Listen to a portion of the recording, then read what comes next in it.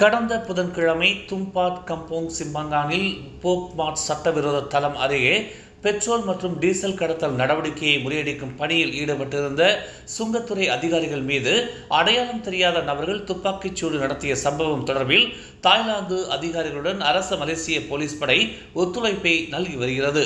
இச்சம்பவம் இரு நாடுகள் உடனான உறவு சம்பந்தப்பட்டதாக உள்ளதால் இதுகுறித்து தாங்கள் விரிவான விசாரணை நடத்தி வருவதாக கிளந்தான் மாநில போலீஸ் தலைவர் டாக்டர் முகமது ஜாக்கியாரும் தெரிவித்துள்ளார்.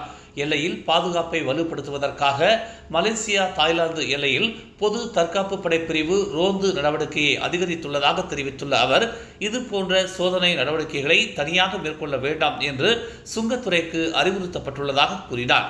எல்லையில் அமலாக்க பணிகளை மேற்கொண்டு வரும் நிறுவனங்கள் எப்போதும் விழிப்புடனும் தயார் நிலையிலும் இருக்க வேண்டும் என்று அவர் வலியுறுத்தினார்.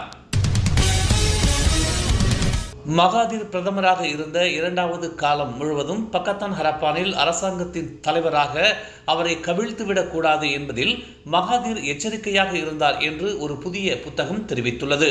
DAP-யுடன் ஒப்பிடும் போது PKR தனது தலைமைக்கு மிகப்பெரிய அச்சுறுத்தலாக இருப்பதாக மகாதீர் உணர்ந்தார் என்று முன்னாள் அரசியல் ஆலோசகர் ரோமன் போஸ் 2018 பக்கத்தான் ஹரப்பான் ஆட்சிக்கு வந்த பிறகு நடந்த நிகழ்வுகளை விவரிக்கும் ஷட்டர்ட் ஹோப்ஸ் என்ற புத்தகத்தில் தெரிவித்துள்ளார். DAP தனக்கு மிகவும் விசுவாசமாக இருப்பதாக மகாதீர் கருதியதாகவும், மேலும் லின்வான் யங் தனக்கு குறைந்த அளவிலேயே தலைவலியை கொடுத்ததாகவும், மகாதீர் விரும்பியதை செயல்படுத்த உதவியதாகவும் உதவியாளர்களிடம் மகாதீர் கூறியதாக போஸ் எழுதியுள்ளார். மகாதீருக்கு பின்னால் உறுதியாக இருந்த ஒரே PKR நபர் அஸ்மின் அலி என்று அவர் எழுதியுள்ளார். மோசமான வானிலை காரணமாக கிள்ளான் புலாவ் இண்டாவில் படகு கவிழ்ந்ததில் காணாமல் போன மீனவர் இன்னும் மீட்கப்படவில்லை என்று தெரிவிக்கப்பட்டுள்ளது. நேற்று காலை 8 மணிக்கு பண்டாய் ஆச்சே புலாவ் இண்டாவிலிருந்து 1.8 கடல் மைல் தொலைவில் இச்சம்பவம் நிகழ்ந்ததாக ஸ்லாங்கூர் மலேசிய கடல்சார் அமலாக்க நிறுவனமான MMEA தெரிவித்துள்ளது.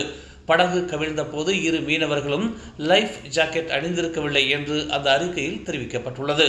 இதில் 43 வயதான அரிபிசாம் இப்ராஹிம் காப்பாற்றப்பட்டார். மேலும் துறைமுகத்திலிருந்து ஒரு படகு பைலட்டால் கண்டுபிடிக்கப்பட்டார். அதே நேரத்தில் அவரது உறவினர் முகமது ஃபாசில் வாசியான் எனும் 36 வயது நபரை இன்னும் காணவில்லை. மலேசிய கல்வி முறையில் மாற்றம் அவசியமா என்பது தொடர்பாக பொதுமக்களின் கருத்துக்களை வரவேற்பதாக கல்வி அமைச்சர் ஃபத்லினா சீடேக் தெரிவித்ததை அடுத்து அது குறித்தான கருத்து பகிர்வை கல்வி அமைச்சு இன்று வெளியிட்டது. 2026 முதல் 2036 ஆண்டுக்கான கல்வி நடைமுறை கொள்கைகள் குறித்து பொதுமக்கள் தங்களின் கருத்துக்களை பகிரும்படி கல்வி அமைச்சு வலியுறுத்தியுள்ளது. கிடைக்கப்பெறும் கல்வி கொள்கைகளின் அடிப்படையில் கல்வி அமைச்சின் ஆலோசனை குழுவும் கல்வி நடைமுறை குழுவும் 2026 ஆண்டு முதல் 2036 ஆண்டுக்கான கல்வி முறைமை கட்டமைக்க உள்ளதாக தெரிவிக்கப்பட்டுள்ளது. தமிழ் மலர் செயலி நம் சமுதாயத்தின் உரிமை குரலாய் உண்மையின் வாசமாய் மக்களுக்காக நாளும் மலர்கிறது தமிழ் மலர் நாளிதழ். சமரசம் இன்றி சத்தியத்தின் பாதையில் வெற்றி நடை போடும் தமிழ் மலரின் இன்னொரு புதிய அத்தியாயமாய் தமிழ் மலர் செயலி இப்போது அறிமுகமாகவிருக்கிறது உங்களுக்காக. மலேசியாவின் ஆகச்சிறந்த தமிழ் ஊடகமாய் உள்ளூர் தகவல்களை உடனுக்குடன் தெரிந்து கொள்ள மலர்கிறது தமிழ் மலர் செயலி. விரைவில் எதிர்பாருங்கள்.